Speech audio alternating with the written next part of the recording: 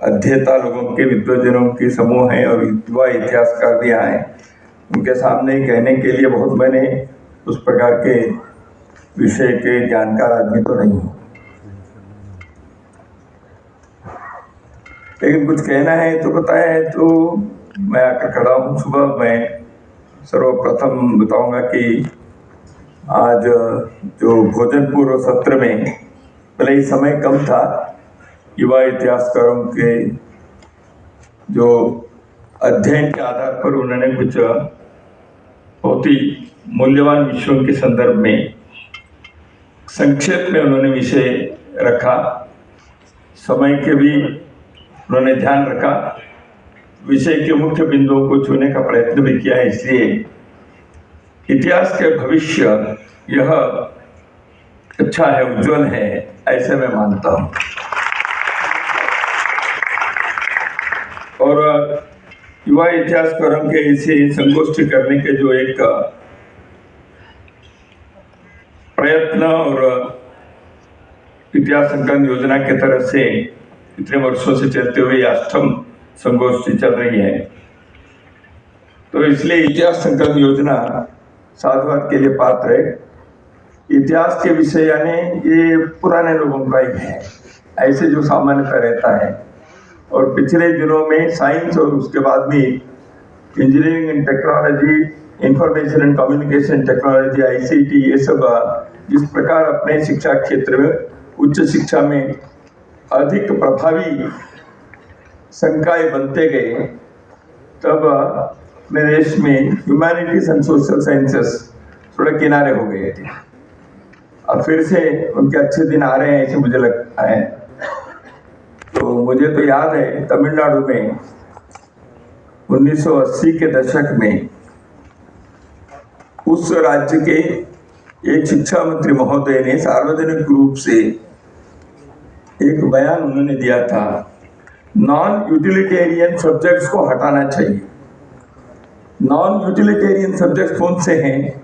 उसमें पहला था हिस्ट्री, दूसरा था जियोग्राफी उनके सूची में। ये शिक्षा मंत्री थे हिंदुस्तान के एक राज्य के, यानी history, geography, political science, sociology, इन चीजों को पढ़ना है के लिए why are wasting our energy, time and budget.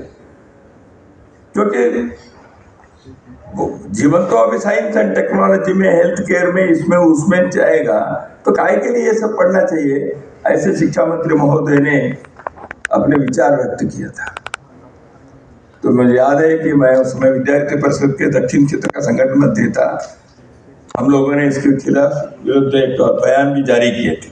कहने का तात्पर्य है कि इतिहास के अध्ययन करना, युवा इतिहासकार इस विषय के बारे में जितने प्रकार के विषयों के, जैसे प्रोफेसर विजयलक्ष्मी जी ने बिजली के संदर्भ में विशेष उल्लेख आपने किया, मुझे भी लगता है कि कैसे,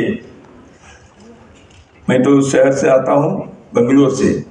1905 में सारे एशिया में सर्वप्रथम बार बिजली वो बेंगलुरु में प्रारंभ हुई 1905 में।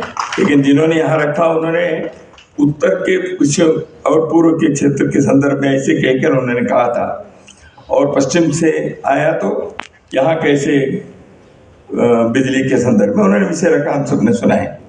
दूसरी बात, इतिहास के संदर्भ में हितेश शंकर जी से मैंने पूछा, आप इतिहास के हैं क्या? ऐसे उन्होंने उसको कहा, इतिहास क्या है? क्या है इसका अर्थ? तो केवल इतिहास पढ़ने वाले होने चाहिए, ऐसा नहीं है, इतिहास बनाने वाले भी इतिहास के होते हैं। सावरकर जी दोनों थे, उन्होंने इतिहास लिखे भी 1857 के, और इतिहास बने भी, और इतिहास के शोभा भी बने, केवल इतिहास नहीं बनाया। तो इसलिए इतिहास के हैं यानी क्या है, हम सभी इतिहास बना भी रहे। हमारे आंखों के सामने वर्तमान भारत में इतिहास के निर्माण हो ही रहा है, तो उसके भी डॉक्यूमेंटेशन ठीक से होना भी आवश्यक है, क्योंकि भविष्य के काल में इस इतिहास को ठीक ढंग से रखने वाले विश्व लोग भी आने चाहिए। इसलिए अभी वर्तमान जो भी तंत्र ज्ञान है, उसमें अभी घट रहे इतिहास को भी ठीक से बनाए रखने की आवश्यकता भी है।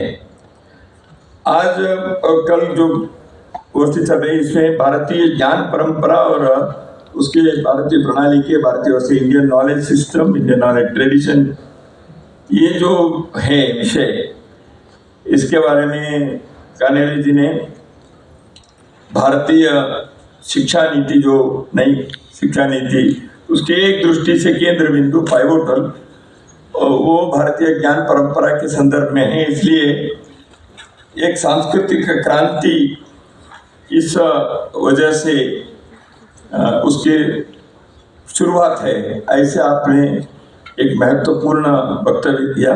मैं मानता हूँ ये सच में इस प्रकार की एक शिक्षा नीति में एक वाटरशेड है, टर्निंग पॉइंट है। अपने देश में विदेशी सत्ता के समय और उसके बाद के 70 वर्षों में जिस प्रकार की एक शिक्षा नीति के, शिक्षा प्रणाली के जो दिशा चली, जो अवस्था रही, उसमें प्रयत्न नहीं हुए ठीक करने के लिए, ऐसे मैं नहीं कहता, जरूर प्रयत्न हुए। कितने प्रामाणिक हुए, कितने ठीक रहा नहीं रहा वो अलग विषय है, लेकिन उससे परिणाम जो निकलना चाहिए था वो तो नहीं हुआ था। डॉक्टर राधाकृष्णन ने या मुदलियार ने जो भी शिक्षा की नीति के बारे में उन्होंने अपने रिपोर्ट दिया था वो अच्छी थी, कोठारी जी ने जो दिया था वो सही था, लेकिन इम्प्लीमेंटेशन प्रॉब्लम था। 1986 में चैलेंज ऑफ एजुकेशन की जो डॉक्यूमेंट आया उसमें उन्होंने यही कहा, it is not the absence of the policy but the lack of implementation. वो चैलेंज ऑफ एजुकेशन डॉक्यूमेंट में स्वीकार किया था 1986 में, जब नई शिक्षा नीति आई। उससे पहले जो डॉक्यूमेंट आया था उसका नाम था चैलेंज ऑफ एजुकेशन। उसमें प्रामाणिकता से इसको स्वीकार भी किया, हाँ हमने जो बताए गए उसको इम्प्लीमेंट नहीं किया। ऐसे क्यों इम्प्लीमेंट नहीं किया, क्या मजबूरी थी? जैसे हमारे JNU के मित्र ने कहा, या मजुमदार जी ने वो प्रधानमंत्री हमारे PMML के जो मित्र हैं उन्होंने कहा शायद RC मजुमदार की क्या मजबूरी थी वो इतिहास लिखने के लिए, शायद आपने कहा। तो ऐसे क्या मजबूरी थी चैलेंज ऑफ एजुकेशन को ये कहना पड़ा, एजुकेशन पॉलिसी के क्रियान्वयन नहीं किया ऐसे। तो मजबूरी इतनी थी कि देश के पॉलिटिक्स चलाने थी, तो इसलिए ये हुआ नहीं। तो उसके बाद इतने साल हुए, अब भारत के बारे में भी दुनिया के लोग सोचने के लिए एक वातावरण बना है। इसलिए स्वाभाविक रूप से अपने को, हमारे बारे में, स्वयं के बारे में, अपने अंदर के देश की आत्मा की तरफ देखने के, झांक कर अध्ययन करके सबूत के साथ दुनिया के सामने उसको प्रस्तुत करने के एक स्वर्णिम अवसर अभी प्राप्त हुआ है।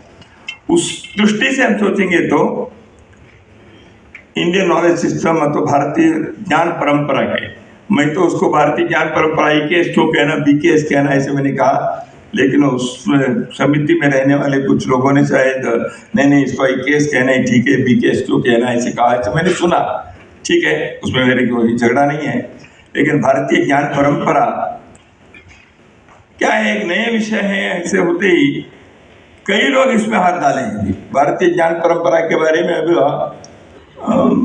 बड़े उद्योगपति भी इसके लिए हाँ भाई हम इसके लिए CSR फंड में ये देंगे वो देंगे से लेकर शुरू हुआ है, क्योंकि ये इन थिंग आज भारतीय ज्ञान परंपरा शिक्षा क्षेत्र के और वैचारिक बौद्धिक क्षेत्र के का महत्वपूर्ण आयाम अभी खुल गया है।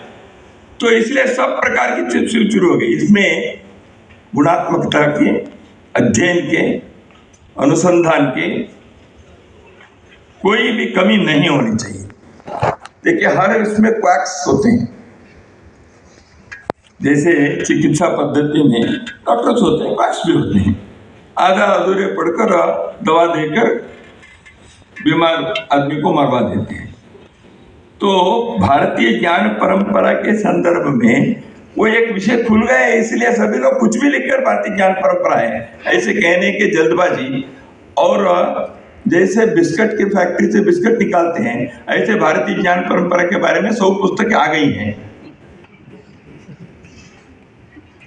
कितने अध्ययन किया था पिछले 3 साल में? अभी धर्मपाल जी के आपने उल्लेख किया। धर्मपाल जी जैसे एक व्यक्ति एकेडमिशियन नहीं थे, किसी यूनिवर्सिटी के लाइब्रेरी की या इसके उनकी कोई सहायता नहीं थी। ग्राम विकास के कार्य में वो लगे थे, गांधी विचार के थे। उनके दिमाग में ये विषय आया तो वो, उनके बेटी लंदन में थी, इसलिए वहां जाकर ब्रिटिश आर्काइव से ब्रिटिश म्यूजियम में महीनों तक बैठकर दिन रात काम करके उन्होंने अध्ययन करके beautiful tree, 18th century science and technology, despoliation during the British Raj, civil disobedience, ऐसे अद्भुत पुस्तकों के उन्होंने जो प्रकाशित किया, उसके पीछे एकेडमिक रिगर। तो इसलिए भारतीय ज्ञान परंपरा के ज्ञान प्रणाली के संदर्भ में हम गूगल से उतार कर कुछ पुस्तक लिखने से बात नहीं बनती। ये हम लोगों को, हमें गुणात्मकता पर जोर देने चाहिए, अनुसंधान पर जोर देना चाहिए, सत्य पर जोर देना चाहिए। भारत के महिमा मंडन करने के लिए हम सत्य के साथ किसी भी प्रकार के कॉम्प्रोमाइज नहीं करने चाहिए। सत्य अपने आप में प्रकट होता, आज नहीं तो कल। अब अभी मेरे के पास सनोली वेद काल के, उससे पूर्व के वहां रथ के, घोड़े के सबूत मिल गए हैं सनोली। सत्य आएगा। तो इसलिए हम सत्य को मैन्युफैक्चर करने की आवश्यकता नहीं है। सत्य उजागर होता है, सत्य को इंटरप्रेट करना है, सत्य के आधार पर रचना खड़ी करनी है, सत्य के लिए वाणी देनी चाहिए। ये कार्य अपने को करनी है। क्योंकि मैं इसलिए कहता हूं, सत्य का निर्माण करना है ना, असत्य का निर्माण करना होता है। जो जिन प्रभृतियों के बारे में हमने यहाँ हिस्टोरियंस के नाते, जो अरुण शौरी जी ने लिखा था ना, एमिनेंट हिस्टोरियंस पुस्तक, ऐसे जो हिस्टोरियंस भारत के इतिहास को जिस प्रकार विकृत करके दुनिया के सामने प्रस्तुत करके भारत के साथ अन्याय किया, सत्य के साथ अन्याय किया, मानवता के साथ अन्याय किया, उन्हें किया। तो इसलिए हम सत्य पक्षपाती हैं, अनुसंधान के आग्रह रखें, रिसर्च के, शोध के परिश्रम मांगता है।